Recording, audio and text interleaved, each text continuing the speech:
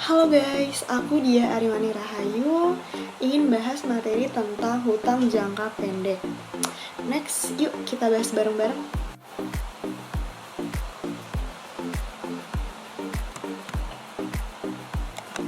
Hutang jangka pendek adalah peminjaman dana atau kewajiban hutang yang sifatnya darurat, namun tetap bisa dikembalikan dalam kurun waktu kurang dari 1 tahun. Dalam dunia bisnis, hal ini biasa juga disebut sebagai liabilitas lancar yang mana selalu dilakukan oleh para pemilik usaha, baik itu kecil, menengah, bahkan hingga enterprise.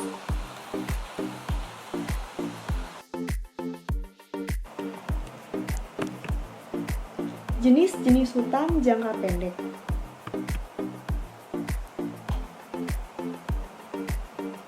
Yang pertama, hutang dagang. Hutang dagang adalah jenis pinjaman yang seharusnya bisa dilunasi dalam jangka waktu singkat. Jenis pinjaman ini timbul apabila seorang pemilik usaha melakukan kredit terhadap sebuah barang yang akan ia jual lagi kepada konsumen atau pelanggannya. Contohnya, PT Sejahtera membeli persediaan barang dagang senilai Rp600.000 secara kredit. Jurnal saat terjadi hutang dagang. Persediaan barang dagangan Rp600.000 sebelah debit. Hutang dagang Rp600.000 sebelah kredit. Jurnal saat pelunasan. Hutang dagang Rp600.000 sebelah debit. Kas Rp600.000 sebelah kredit. Yang kedua, hutang wesel. Hutang wesel adalah jenis pinjaman yang dilakukan oleh pemilik usaha dengan bukti sebuah surat tertulis. Namun, di dalam surat tersebut tidak perlu disertakan syarat ataupun jaminan dari pinjaman yang akan diberikan. Contohnya, PT Sejahtera menerbitkan wesel dengan nilai nominal Rp8.500.000 jangka waktu 2 bulan tanpa bunga. Nilai tunai wesel adalah Rp8.500.000. Jurnal mencatat transaksi dalam pembukuan.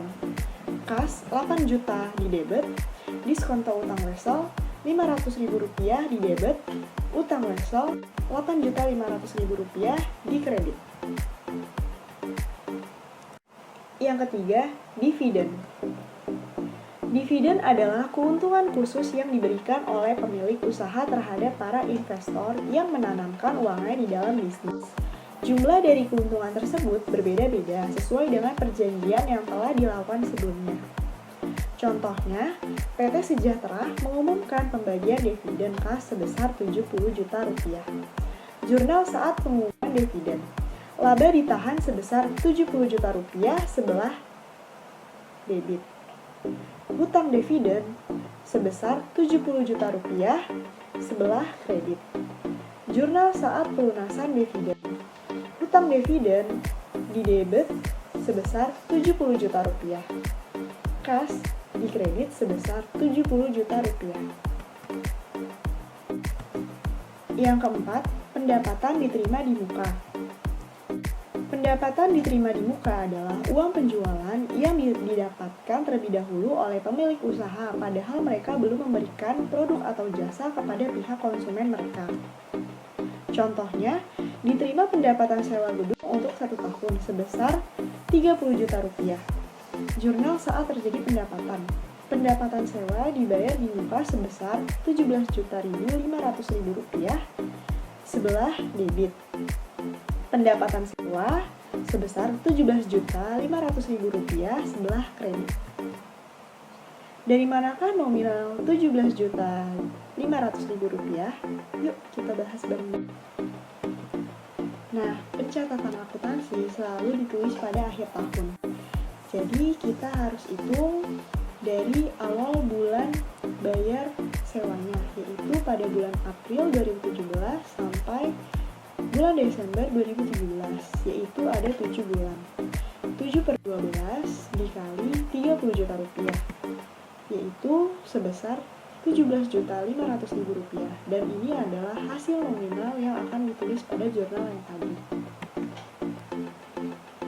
Yang kelima, hutang biaya. Hutang biaya adalah pengeluaran yang dilakukan oleh pemilik usaha dan telah tercatat ke dalam beban pengeluaran. Akan tetapi, hutang tersebut belum dibayarkan dengan alasan tanggal jatuh tempo masih jauh. Contohnya, PT Sejahtera memiliki tagihan listrik dan air sebesar Rp500.000. Jurnal saat terjadinya hutang. Beban listrik dan air sebesar Rp500.000 di sebelah debit. Hutang listrik dan air sebesar Rp500.000 di sebelah kredit. Jurnal saat pelunasan. Hutang listrik dan air sebesar Rp500.000 di sebelah debit. Kas sebesar Rp500.000 di sebelah kredit.